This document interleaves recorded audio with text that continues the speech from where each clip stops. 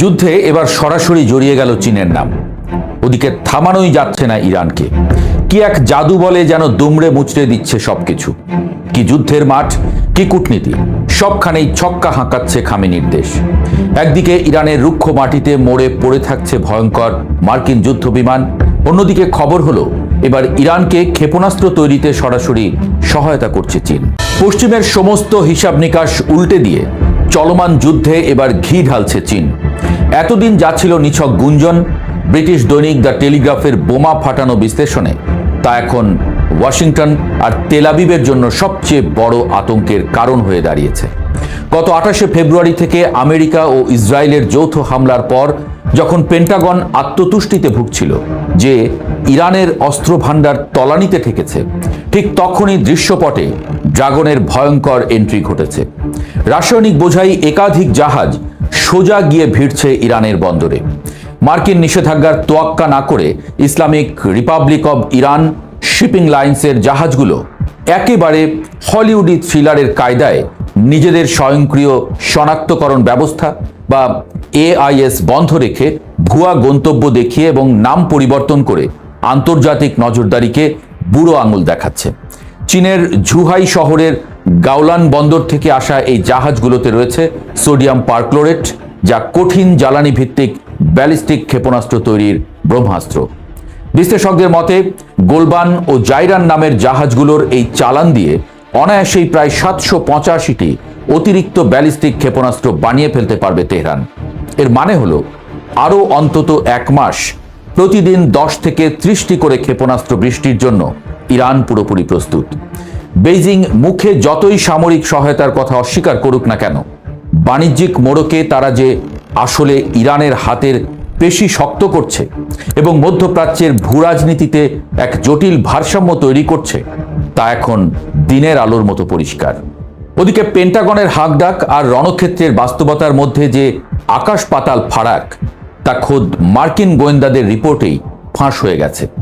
White house আর মার্কিন প্রতিরক্ষা দপ্তর গলা ফাটিয়ে দাবি করছিল তারা গত 5 সপ্তাহে ইরানের 11,000 জায়গায় বোমা বর্ষণ করেছে, গুড়িয়ে দিয়েছে 2/3 ক্ষেপণাস্ত্র উৎপাদন কেন্দ্র। মার্কিন প্রতিরক্ষা সচিব পিট হেগসেথ এবং হোয়াইট হাউসের মুখপাত্র অ্যানা কেলি বারবার বলছিলেন ইরানের হামলা 90% কমে গেছে, কিন্তু দ্য নিউ ইয়র্ক টাইমসের প্রতিবেদন আর মার্কিন গোয়েন্দাদের চমকে দেওয়া রিপোর্ট বলছে সম্পূর্ণ ভিন্ন কথা। বোমাবর্ষণের কয়েক ঘন্টার মধ্যেই জাদুর মতো ফের মাথা তুলে দাঁড়াচ্ছে ইরানের ভূগর্ভস্থ মিসাইল ফ্যাক্টরিগুলো। আবার পুরো দমে শুরু হয়ে যাচ্ছে উৎপাদন। অর্থাৎ আমেরিকা যতই দাবি করুক, বাস্তবে ইরানের অস্ত্র ভাণ্ডারে কোনো টান তো পড়েইনি। উল্টো বিকেন্দ্রীকৃত এই উৎপাদন ব্যবস্থা রীতিমতো ঘোল খাইয়ে ছাড়ছে মার্কিন বোমারু বিমানগুলোকে। ইরান প্রমাণ করে দিচ্ছে তাদের কাছে এখনও পর্যাপ্ত ক্ষেপণাস্ত্র এবং নিখুঁত উৎক্ষেপণ ব্যবস্থা অক্ষত রয়েছে। আর এই যুদ্ধের সবচেয়ে বড় ট্র্যাজেডি বা আমেরিকার জন্য সবচেয়ে বড় লজ্জার অধ্যায় হয়ে উঠেছে তাদের নিজেদের আকাশ সীমার অহংকার ধুলোয় মিশে যাওয়া। যে আকাশ এতদিন ছিল মার্কিন যুদ্ধ বিমানের অবাধ বিচরণ ক্ষেত্র, সেই আকাশই এখন তাদের জন্য মৃত্যু ফাঁদ। ইতোমধ্যে অন্তত 7টি অত্যাধুনিক মার্কিন সামরিক উড়োজাহাজ ধ্বংস হওয়ার খবর বিশ্ব গণমাধ্যমগুলোতে তোলপাড় ফেলেছে। দক্ষিণ পশ্চিম ইরানে ভূপাতিত হয়েছে অহংকারের প্রতীক F-15E যুদ্ধ বিমান। কুয়েতে ধ্বংস হয়েছে A-10 ফাইটার এবং ক্ষতিগ্রস্ত হয়েছে CH-47 চিনুক হেলিকপ্টার। ইরাকের আকাশ সীমায় ছাই হয়েছে KC-135 রিফুয়েলিং বিমান, যেখানে 6 মার্কিন ক্রু প্রাণ হারানোর খবর বেরিয়েছে। খোদ সৌদি আরবের প্রিন্স সুলতান বিমান ঘাঁটিতে ইরানি হামলায় রানওয়েতেই পুড়ে অঙ্গার হয়েছে E-3 সেন্ট্রি বিমান। এমনকি বাদ যায়নি খোদ F-35 এর মতো রাডার ফাঁকি দেওয়া স্টেলথ ফাইটারও, যাকে জরুরি অবতরণ করতে হয়েছে। এর চেয়েও ভয়ঙ্কর পরিস্থিতি তৈরি হয়েছে নিখোঁজ মার্কিন পাইলটদের নিয়ে।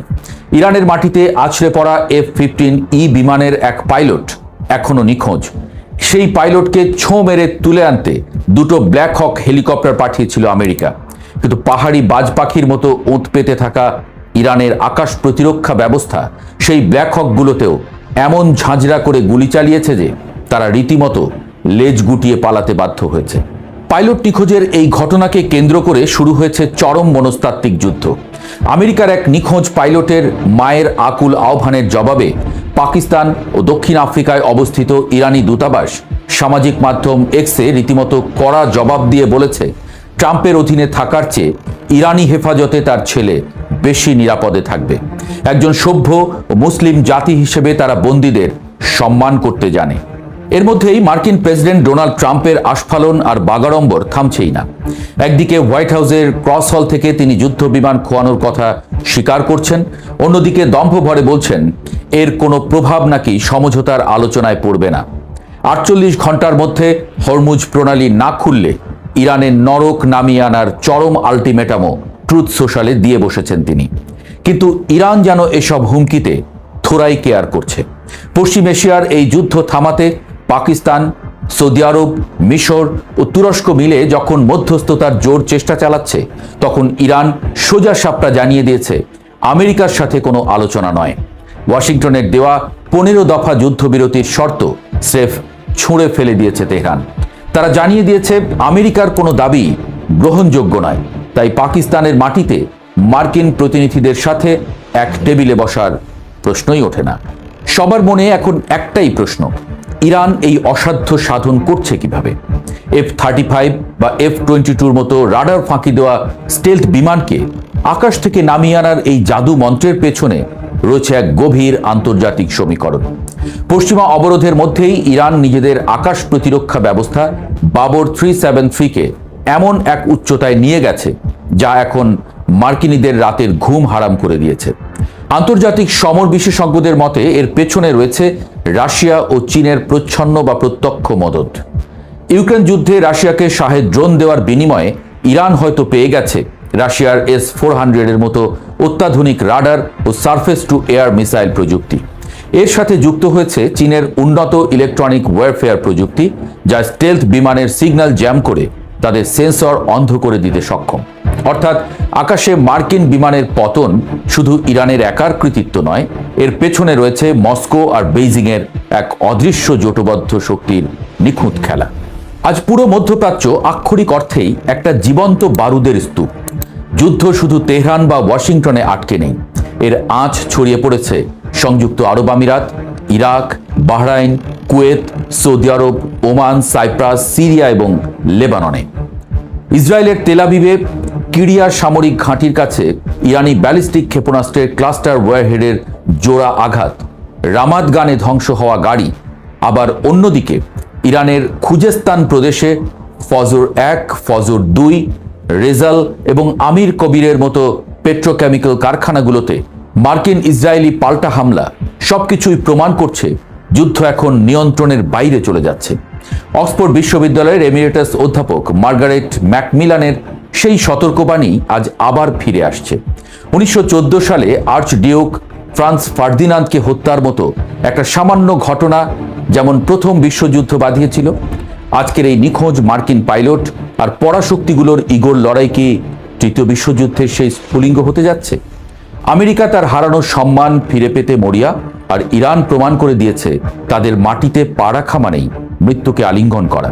ট্রাম্পের হুঙ্কার আর চীনের নীরব হাসির এই স্নায়ুযুদ্ধে পৃথিবী আজ এক ভয়ঙ্কর সন্ধিক্ষণে দাঁড়িয়ে।